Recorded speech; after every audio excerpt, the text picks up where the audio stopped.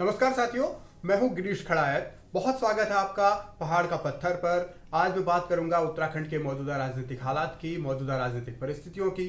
Global investor summit के बाद क्या कुछ माहौल बदला है, भारतीय जनता पार्टी इसे कैसे कैश करेगी और कांग्रेस जो सवाल उठा रही है उन सवालों के सहारे क्या वो पब्लिक के बीच में एक मैसेज दे पाएगी और क्या 2024 के नतीजे इससे बदल पाएंगे। तो सवाल यह है कि मौजूदा राजनीति किस दिशा में जा रही है। लेकिन उससे पहले अगर आप चैनल पर नए हैं तो प्लीज चैनल को सब्सक्राइब कीजिए, वीडियो लाइक कीजिए, शेयर भी कीजिए, कमेंट जरूर कीजिए, अपनी राय जरूर दीजिए, अपने सुझाव जरूर दीजिए।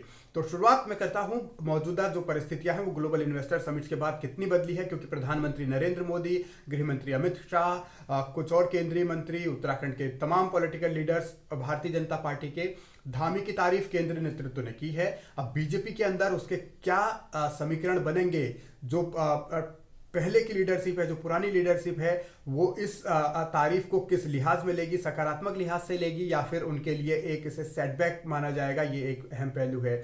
लेकिन सरकार ये दावा कर रही है कि 3.5 लाख करोड़ का निवेश के करार हुए हैं, यानी जो एमओयूज हैं वो साइन हुए हैं।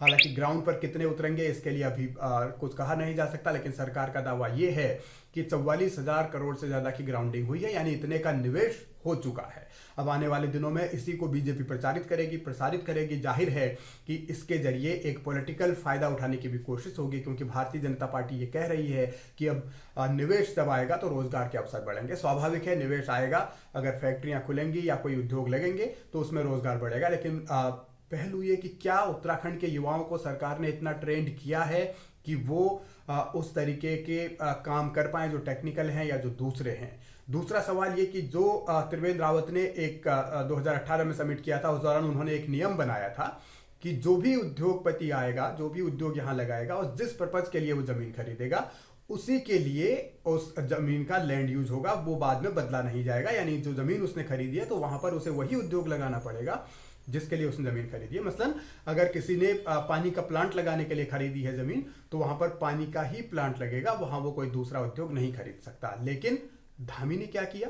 धामी ने यह किया है कि उस जमीन के जो लैंड यूज है उसको लेकर अब ये बाध्यता खत्म कर दी है। धामी के सरकार का ये नियम कहता है कि अगर किसी उद्योगपति ने जमीन माना कि पानी का प्लांट लगाने के लिए खोली है, लेकिन उसको लग रहा है कि यहाँ पर अब पानी का प्लांट वो नहीं लगाना चाहता, कोई दूसरा उद्योग खोलना चाहता है, तो वो खोल सकता है। तो क्या ये जमीनों को खुर्द-बुर्द करने की एक प्लानिंग नहीं है? इसको लेकर भी सवाल उठ रहे हैं। दूसरा चर्चा ये है कि क्या इसका असर लोकसभा चुनाव पर पड़ेगा। भारतीय जनता पार्टी स्वाभाविक तौर पर इसको एक प्लस पॉइंट के तौर पर लेगी, मोदी और शाह के बयानों को।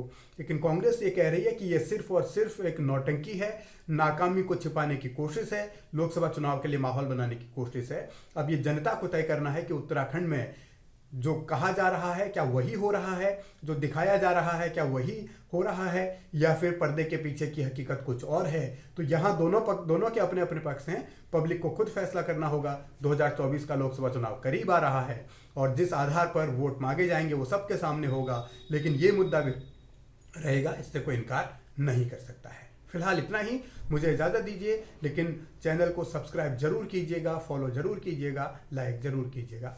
नमस्कार।